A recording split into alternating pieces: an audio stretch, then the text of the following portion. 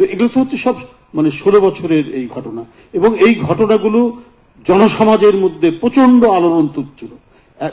প্রথমেই তো প্রতিরোধের জন্য তো এগিয়ে আসে না, ক্ষোভ বিক্ষোভের মধ্যে দিয়ে জনসমাজের মধ্যে যে তীব্র দ্রোহ তৈরি হয়, সেই দ্রোহটা তৈরি হতে হতে তার সম্পূর্ণ বহিঃপ্রকাশ আমরা দেখলাম জুলাইয়ের মধ্যে। শুধু কি তাই?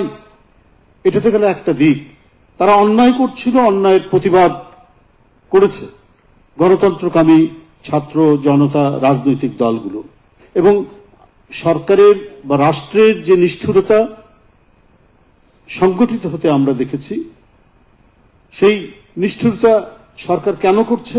তার অন্যায়গুলো তার আমরা প্রতিবাদ করছি, বা রাজনৈতিক দলগুলো বা ছাত্র সংগঠনগুলো প্রতিবাদ করেছে। শেখ মুজিবুর রহমানের নামে একটি বই তারা তৈরি করবেন, বা একটা বই তারা তৈরি করছেন তার নামে। আমিও কিন্তু বিশ্বাস করতাম এটা শেখ মুজিবুর রহমান সাহেব নিজেই লিখেছেন, কিন্তু যে এখন নতুন যে ঘটনা ঘটছে, একজন পুলিশ অফিসারকে সে দায়িত্ব দেওয়া হয়েছে, তিনি তার কয়েকজন সহকর্মী সহ সেইটা তৈরি করেছেন, এবং এই জন্য তাদেরকে প্লট দেওয়া হয়েছে, এই জন্য তাদেরকে 1 কোটি করে টাকা দেওয়া হয়েছে। যে কি ধরনের রাষ্ট্র নিয়ে, দেশের মানুষের অর্থ নিয়ে, রাষ্ট্রের অর্থ নিয়ে কি লুটপাটটা করা হয়েছে, কি অনাচারটা করা হয়েছে, সেটা কি বলে শেষ করা যাবে? সেটা তো বলে শেষ করা যাবে না। এইভাবে আপনার দেশের 27 লক্ষ কোটি টাকা 16 বছরে নানাভাবেই পাচার হয়েছে। জিনিস কেনাকাটার নামে, আপনার মেগা প্রজেক্টের নামে নানাভাবেই 27 লক্ষ কোটি টাকা পাচার করা হয়েছে। তো এর জন্য জনমানুষের ভিতর কি ক্ষোভ তৈরি হয়নি? প্রচন্ড দ্রোহ তৈরি হয়নি?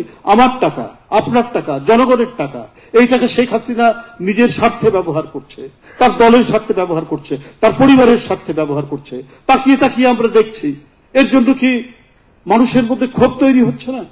তো সেটার আমরা তীব্র পরিণতি সবকিছু মিলিয়েই হয়তো কোটা বিরোধী আন্দোলন একটা হচ্ছে, এখানে একটা উপলক্ষ নিয়ে এটা এসেছে, কিন্তু সব দ্রোহের সমষ্টিগত বহিঃপ্রকাশ হচ্ছে জুলাইয়ের সেই আন্দোলন।